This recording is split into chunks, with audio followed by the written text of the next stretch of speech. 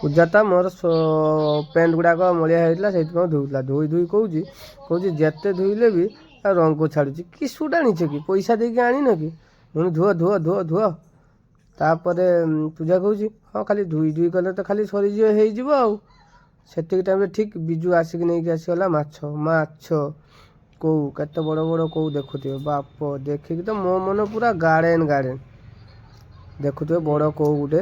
ତାପରେ ଆହୁରି ମାଛ 2-3 କିଲୋ ମାଛ ନେଇକି ଯେତେବେଳେ ଆସିକି ବିଜୁ ପହଞ୍ଚିଗଲା, ମୋ ମନ ତ ଖୁସି। ସେଇଆ ଦେଖି ପୂଜା ବସିଗଲା ମାଛ ବାଛିବା ପାଇଁ।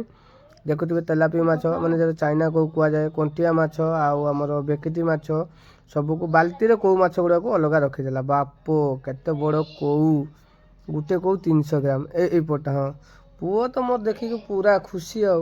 ତାପରେ ଦେଖୁଥିବେ ନିହାତି ବେକେଟି ମାଛ ମାଛ ମିଶିକି ନିହାତି ଆଣିଥିଲେ 4 କିଲୋ ଖଣ୍ଡେ, 4-5 କିଲୋ ଖଣ୍ଡେ ମାଛ ଆଣିଥିଲେ। ମୁଁ ସେଇ ଖୁସିରେ ମୁଁ ହଉ କେଳେ ପକା। ପୂଜା ବି ବହୁତ ଖୁସି। କଣ୍ଟିଆ ମାଛ ଅଲଗା, କୋଉ ମାଛ ଅଲଗା କରିକି ମୁଁ ବସିଗନି ମାଛ କାଟିବା ପାଇଁ।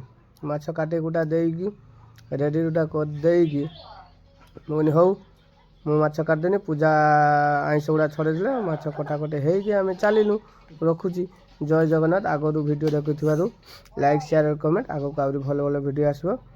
ଆଉ ରଖୁଛି। ଜୟ ଜଗନ୍ନାଥ। ଭଲ ଲାଗୁଥିଲେ ଚ୍ୟାନେଲଟାକୁ ଲାଇକ୍, ସେୟାର ଆଣ୍ଡ କମେଣ୍ଟ। ଆଗକୁ ବଢ଼ିବା ପାଇଁ ଆମକୁ ଟିକେ ସାହାଯ୍ୟ କରିବେ। ରଖୁଛି। ଜୟ ଜଗନ୍ନାଥ।